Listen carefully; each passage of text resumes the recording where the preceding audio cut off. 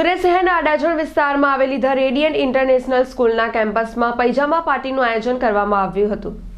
પૈજામા પાર્ટીમાં શાળાના નાના ભૂલકા અને તેમના શિક્ષક મિત્રોની શાળામાં જ રાત્રિ રોકાણનું આયોજન કર્યું હતું। આ આયોજનમાં નાના ભૂલકાઓ માટે શાળા કેમ્પસમાં જ torch train, cartoon character, jumping, DJ party, ramp walk, selfie zone, tent house, fire camp, live performing, sky gazing, fire cracker show, movie show જેવી પ્રવૃત્તિનું આયોજન કર્યું હતું। આ પ્રવૃત્તિ પાછળનો મુખ્ય ઉદ્દેશ આજના આધુનિક અને મોબાઈલ ટેકનોલોજીના યુગમાં બાળકો બહારની દુનિયાને ભૂલી ચૂક્યા છે અને તેમના બાળપણને વિવિધ પ્રશ્નો વચ્ચે ઝઝૂમી રહ્યા છે।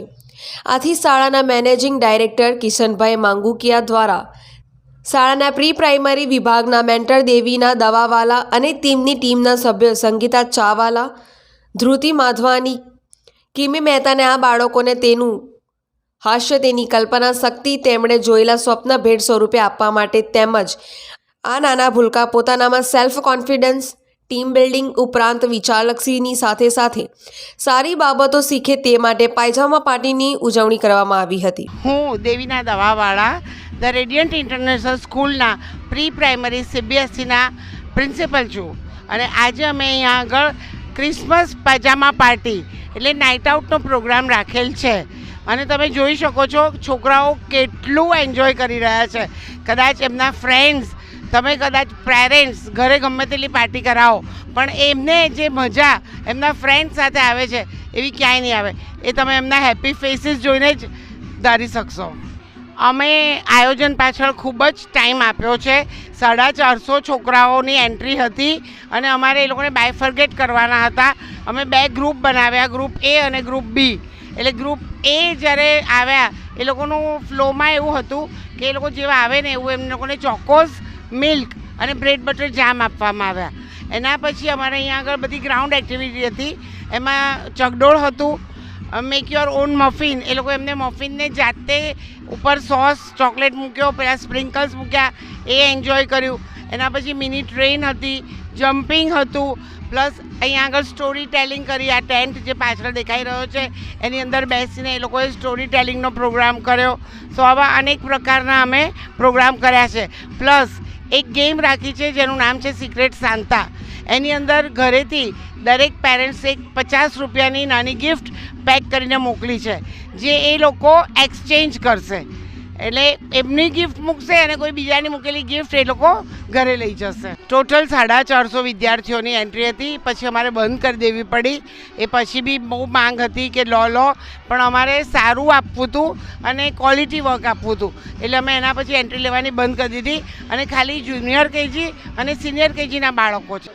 બહુ જ સુંદર વ્યવસ્થા કરી છે। દરેક ક્લાસમાં 2 ટીચર અને 1 માસી રહેશે અને એની સાથે એ લોકોને ગાદલાને બધું નાખી દેવામાં આવ્યું છે।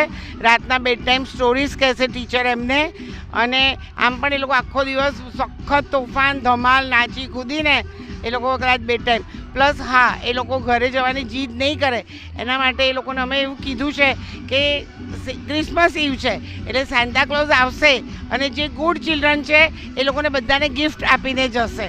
એટલે તમે સવારે ઉઠશો ત્યારે તમને સરપ્રાઈઝ ગિફ્ટ મળેલી હશે। મારું નામ કિમી મહેતા છે। હું the radiant international school English medium GCB pre primary સેક્શનની ઇન્ચાર્જ છું। આજે અમે અહીં નાઇટ આઉટનું આયોજન કરેલું છે જેમાં અમારી સાથે 450થી પણ વધારે બચ્ચાઓ જોડાયા છે। એની પાછળનું મહત્ત્વનું કારણ એ છે, રીઝન એ છે કે બચ્ચાઓ થોડાક નેચરને એન્જોય કરી શકે। અમે એ લોકો માટે બોન ફાયરની બી અહીં સુવિધા કરી છે જેથી એ લોકો બીજા સાથે સોશિયલાઇઝ કરી શકે। જેમ કે એક બાળક બીજા બાળક સાથે એને કેવું વર્તન કરવું જોઈએ કે મારામારી ના કરવી જોઈએ, એ બધા એ લોકોને જે સોશિયલાઇઝિંગના જે બી હોય છે મુદ્દાઓ તે અમે અહીં કહેવામાં આવે છે। બીજું એ લોકો અહીંયા પોતાના પેરેન્ટ્સથી અલગ રહે છે તો પેરેન્ટ્સથી અલગ રહીને બી બચ્ચું બહુ સોશિયલાઇઝ થઈ શકે છે એવું પેરેન્ટ્સને બી ખબર પડવી જોઈએ। તો આવી ઇવેન્ટ સ્કૂલમાં થવી જ જોઈએ કે જેમાં બચ્ચાઓ નાઇટ સ્ટે કરે। હવે નાઇટ સ્ટેમાં એવું હોય છે કે ઘણા પેરેન્ટ્સ એવું વિચારતા હોય કે મારું બચ્ચું રહેશે પણ બચ્ચાઓ મમ્મીને ખોટા સાબિત કરે છે અને અહીંયા ખૂબ જ એન્જોય કરે છે। આજે જોવા જઈએ તો આજે અમને લગભગ 10થી 15 પેરેન્ટ્સના ફોન આવ્યા મારું બચ્ચું શું કરે છે તો અમારે એમને એવું કહેવું પડ્યું મેમ અમે તમને હાફ એન આવરમાં એવરી ફોટોઝ મોકલશું, તમે ચિંતા નહીં કરો, બચ્ચાને કોઈ તકલીફ નથી। જેમ કે જ્યારે એ લોકો આવ્યા ત્યારે અમે એ લોકોને ચોકોઝ વિથ મિલ્ક આપ્યા, બ્રેડ એન્ડ જામ આપ્યું. પછી આફ્ટર એ લોકોએ શું કર્યું, આવીને બધી ઇવેન્ટ્સ કરી, જેમ કે જમ્પિંગ છે, ટ્રેન છે, જાયન્ટ વ્હીલ છે. પછી અમારે ત્યાં અહીંયા ટેન્ટ બાંધેલા છે, અમે લોકો પાસે અમે પીલો ફાઇટ કરાવી. ટેન્ટમાં એ લોકોએ બહુ જ ખૂબ જ મસ્તી કરી. બીજી વસ્તુ, હવે એ બધું થયા પછી છોકરાઓ શું કરે, તો કે ડાન્સ તો હોવો જ જોઈએ. ડાન્સ કર્યો, અને જ્યાં આપણે ગુજરાતીઓ હોય ત્યાં ગરબા ના હોય એવું તો બને જ નહીં. તો છોકરાઓએ ગરબા બી ખૂબ જ સારી રીતે એન્જોય કર્યા. પછી ત્યારબાદ એ લોકો ડિનર માટે ગયા. ડિનરમાં અમે એ લોકોને બટેટાનું શાક, જેને કે પૂરી ભાજી તરીકે આપણે કહીએ છીએ, અને ગુલાબજાંબુ સાથે પાપડી આપેલી. પછી ત્યારથી આવ્યા પછી છોકરાઓ પાસે નાઇટ ડ્રેસ પહેરાવીને અમે સ્પેશિયલી એ લોકો પાસે નાઇટ ડ્રેસમાં રેમ્પ વોક કરાવ્યું છે, કે જેથી એ લોકોને ખબર પડે કે આવી બી કંઈ ઇવેન્ટ હોય કે આપણે નાઇટ ડ્રેસમાં બી ફેશન શો કરી શકીએ છીએ. ઇવન આજે બચ્ચાઓ ખૂબ જ ખુશ છે. અને જ્યારે એઓને એવું પૂછવામાં આવ્યું કે ઘરે જવું છે, તે લોકો કહે છે ના, અમને ઘરે જવામાં કોઈ રસ નથી. અહીંથી જયા બાદ છોકરાઓ પોતપોતાના અમે ક્લાસરૂમ અલોટ કરેલા છે છોકરાઓને. એક ક્લાસમાં અમે લોકોએ 20 બચ્ચા રાખ્યા છે, 2 ટીચર રાખ્યા છે, 1 માસી રાખ્યા છે, કે જેથી કરીને બચ્ચાઓને રાત્રે કોઈ તકલીફ ના પડે. એ લોકો ત્યાં જઈને પહેલાં પીલો ફાઇટ કરશે, રમશે ગાડલામાં. ઇવન ટીચર્સ એને બેડ ટાઈમ સ્ટોરી કહેશે, સાન્ટાનું શું મહત્ત્વ છે એ કહેશે. બીજી વસ્તુ, આવતીકાલે સવારે જ્યારે બચ્ચાઓ અહીંથી જશે તો અમે અમારી તરફથી બચ્ચાઓ માટે સરપ્રાઈઝ ગિફ્ટ રાખી છે, કે જે અમે એવું કહેવાના છે કે સાન્ટા ક્લોઝ આવીને મૂકી ગયા છે. એટલે બચ્ચાઓને ખૂબ જ મજા આવશે. મારું નામ ધ્રુતિ માધવાની છે. હું ધ રેડિયન્ટ ઇન્ટરનેશનલ સ્કૂલમાં ઇન્ચાર્જ છું. અને નાઇટ આઉટ આપણે એટલા માટે રાખીએ છીએ કે બેઝિકલી બચ્ચાઓ સોશિયલાઇઝ થાય અને એ લોકોની જે ડે ટુ ડે લાઈફ છે, એ લોકો લાઈફ સ્કિલ શીખે. અને સૌથી પહેલાં તો ઇન્ડિપેન્ડન્ટ બને, કે એ લોકો પેરેન્ટ્સ સાથે જે રહે છે તો મમ્મી અને પપ્પા એ લોકોની હેલ્પ કરતા હોય છે યુઝ્યુઅલી ઘરે. તો અહીંયા નાઇટ આઉટમાં એ લોકોએ એ જ વસ્તુ થોડી જાતે કરવાની છે, કે જાતે એ લોકોનું નાઇટ ડ્રેસ પહેરવાનું છે, જાતે બ્રશ કરવાનું છે. તો દે ગેટ ઇન્ડિપેન્ડન્ટ. એમ એ લોકો થોડું ઇન્ડિપેન્ડન્ટ થતાં પણ શીખે. અને ધ મોસ્ટ ઇમ્પોર્ટન્ટ થિંગ કે એ લોકો થોડું સોશિયલાઇઝ થાય. એ લોકો જેટલા બાળકો સાથે રહે, રમે, એ લોકોની સાથે વાતો કરે. પ્લસ ટીચર્સનું ઇમ્પોર્ટન્ટ એ લોકોની લાઈફમાં વધી જાય, કે ટીચર્સ પણ મમ્માની જેમ જ કેર કરી શકે છે. અમારી પાસે અત્યારે મોર દેન 450 બાળકો રોકાયા છે.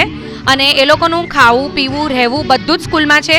જેવી રીતે અમે એ લોકોને એકદમ હેલ્ધી ફૂડ આપ્યું છે, કે આપણે પૂરી ભાજી છે, અને એ લોકોને ડ્રાયફ્રૂટનું મિલ્ક આપવામાં આવ્યું છે, અને એ લોકોને ગુડી બેગ પણ સરસ મજાની આપવામાં આવી છે. અને બચ્ચાઓને અમે એવું કીધું છે કે રાત્રે છે ને તમે સૂઈ જશો પછી સેન્ટા ક્લોઝ આવશે. અને ગુડી બેગમાં બહુ જ સારી સરપ્રાઈઝ છે. જે અમારા બચ્ચાઓ છે એ લોકોએ પર્ટિક્યુલર બચ્ચાના 3 ફોટો અમે મગ પર પ્રિન્ટ કરાવેલો છે. અને એ લોકોની સાથે બહુ સારી એ લોકોને મફિન આપ્યું છે, મિલ્ક આપ્યું છે. એવી રીતે ગુડી બેગ પ્રિપેર કરીને આપી છે એ લોકોને. એ લોકોની સૂવાની વ્યવસ્થા છે કે અમે લોકો એ લોકોને એક ક્લાસરૂમ પ્રોવાઈડ કર્યા છે. અને બચ્ચાઓને સૂવા માટે ગાદલા, એ લોકોના બ્લેન્કેટ્સ, અને એ લોકોની સાથે અમે લોકોએ ટીચર્સ રાખ્યા છે. જેવી રીતે અમે પર ક્લાસ 25 છોકરાઓ રાખ્યા છે, તો એ લોકો સાથે 3 ટીચર પણ હશે.